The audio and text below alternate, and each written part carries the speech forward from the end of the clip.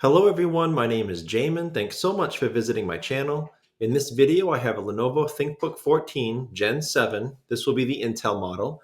I'm going to show you how to get inside, access your Wi-Fi card. So first thing, power down your computer, make sure it's off and unplugged from your charger. We're then going to flip your computer over to access the bottom case screws. You have a total of 9 screws on your bottom case. The 4 on the bottom near the red arrows will come out of the case completely. The rest of the screws near the blue arrows, those are called captive screws. Those will stay in the bottom case even though you fully unscrew them from the threading. After you have all of your screws up, you're going to take a small flat pry tool. You're going to start generally in the back near one of the 2 corners and pry that up, pry that seam up from the rest of the computer. So you'll start back here near a corner, you'll come in here, take this section off, and then you work your way down the sides.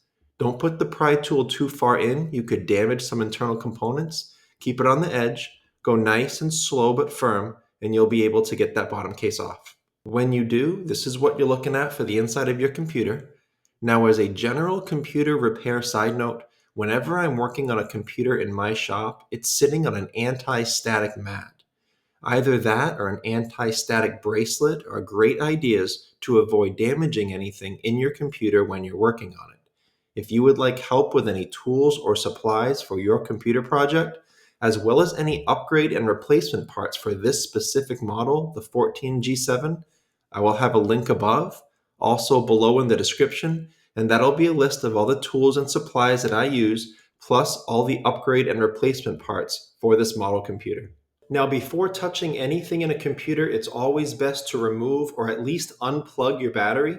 Computers are safer to work on when as little power as possible is running through them.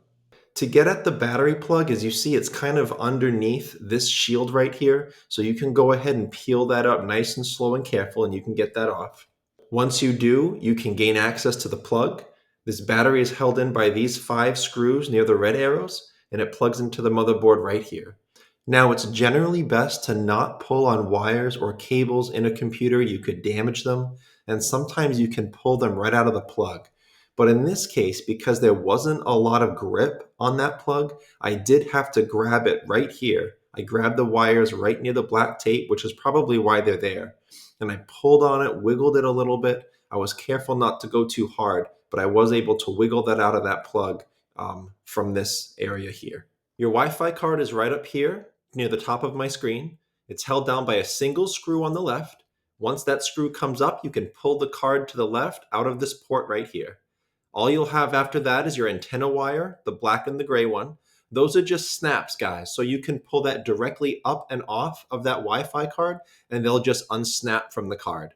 However, to get them back on, they do need to be at a perfect 90-degree angle to snap them back onto the Wi-Fi card. And you are strong enough to damage them if they're not at the right angle and you try to force it. So just go slow, be patient. It's probably going to be a little bit of a pain in the butt if you're not used to it, but you will be able to get those on correctly. I will have a Wi-Fi replacement option below in the description in that link I told you about with all of the tools, supplies, and upgrade parts for this computer. I will also have all the Wi-Fi information below in the description if you want to find your own Wi-Fi card replacement.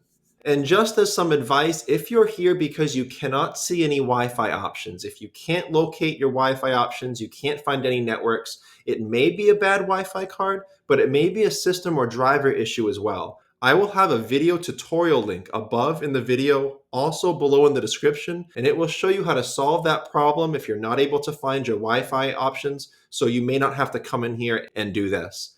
But as long as you are inside your computer, right underneath your Wi-Fi card, guys, these are your RAM ports. RAM is a huge factor in the speed and performance of your computer.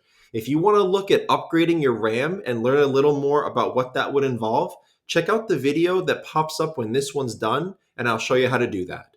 Thank you so much for watching, everyone. If you have any questions, check out the FAQs below in the description. If you need to leave me a question or comment, please do. I try to get to those a couple times a day at least. Thanks so much for watching. I look forward to seeing you on my next video.